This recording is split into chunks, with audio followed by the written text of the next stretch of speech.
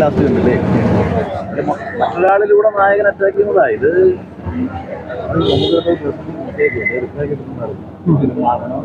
ഒറ്റ അഭിപ്രായം പറയുന്നുള്ളൂ. നമ്മൾ എന്ത് പറഞ്ഞാലും ദേവീത് വളർത്തിപ്പിടിക്കാതിരിക്കുക. എല്ലായിടത്തും കൂടെ ഒരു റിക്വസ്റ്റ് ആണ്. എന്നെ നല്ല ഞാൻ എന്നെ പറ്റി പറഞ്ഞാൽ എന്ത് വേണമെന്ന് വിമർശിച്ചു, ഒരു പ്രശ്നമുള്ള ആരുമില്ല. ആർക്കും എന്തും പറയാം. നമ്മൾ പബ്ലിക്കിനോടാണ് പറയാൻ, വിമർശിക്കുന്നതിൽ ഒരു വിഷമവും എനിക്കില്ല. പക്ഷെ ഇത് തുടക്കം മുതലേ ഞാൻ പറയാത്ത കാര്യങ്ങളാണ് പറഞ്ഞുകൊണ്ടിരിക്കുന്നത്. അതാണ് നമുക്കൊരു പ്രശ്നം. ഞാൻ എന്ത് പറഞ്ഞോ നേരെ വിരുദ്ധമായിട്ടാണ് പറയുന്നത്. അത് ദയവേത് ചെയ്യാതിരിക്കുക.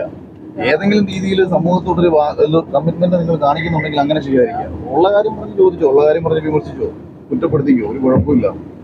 ഇന്നലെ തന്നെ അത് പബ്ലിഷ് ചെയ്ത ഇതിനകത്തൊരു പ്രശ്നം നിങ്ങൾ മനസ്സിലാക്കേണ്ടത്, ഈ വ്യക്തിപരമായിട്ട് നമ്മൾ ഒരാളെ പറ്റി പറയുമ്പോൾ എൻ്റെ അടുത്ത് ഒരുപാട് പേര് ചോദിച്ചു എന്താ പേര് പറയാത്തത്. നമ്മൾ പേര്, ഒന്നാമത്തെ കാര്യം ഇരകളായ പെൺകുട്ടികളുടെ പേര് നമുക്ക് പറയാൻ പാടില്ല. രണ്ട്, ഒരാളുടെ പേര് പറഞ്ഞ ഒരാളെ ഹേർട്ട് ചെയ്യേണ്ട കാര്യമില്ല.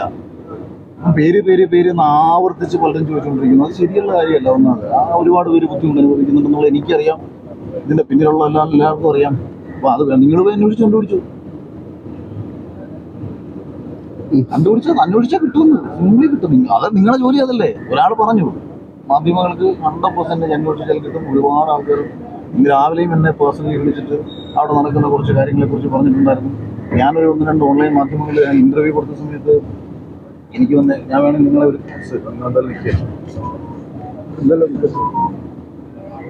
എനിക്ക് അയച്ച മെസ്സേജ് അല്ല കേട്ടോ, വേറൊരാൾ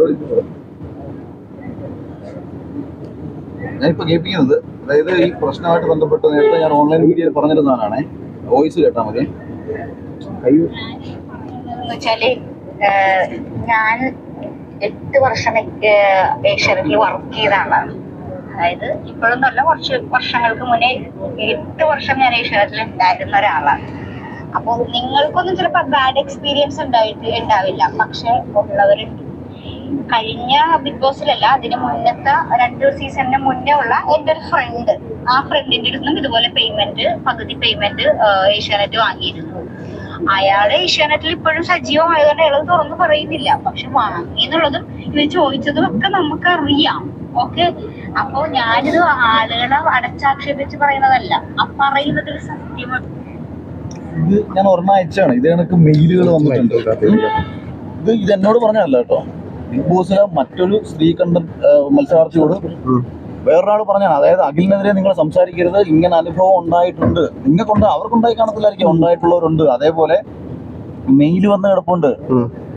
ഇതെന്ന് പറഞ്ഞാൽ ഇപ്പം ഇന്റർവ്യൂവിലേക്ക് കയറ്റി വിടാം എന്നൊക്കെ പറഞ്ഞിട്ടായിരിക്കും ഇവർ വിളിക്കുന്നത്. ഇങ്ങനെ തന്നെയാണ്. അതായത് ഇന്റർവ്യൂ വരെ ഞങ്ങൾ എത്തിച്ചേരാം കേട്ടോ. അതിനുശേഷം നടക്കുമല്ലോ നമുക്കറിയത്തില്ല. ഇന്റർവ്യൂ വരെ എത്തണമെന്നുണ്ടെന്നുണ്ടെങ്കിൽ അഡ്ജസ്റ്റ് ചെയ്യണം. ഇന്ന് രാവിലെ എന്നെ വിളിച്ചു പറഞ്ഞൊരാളാണ് പറഞ്ഞത് ഇന്റർവ്യൂവിലേക്ക് കയറ്റി വിടാൻ വേണ്ടിയിട്ട്.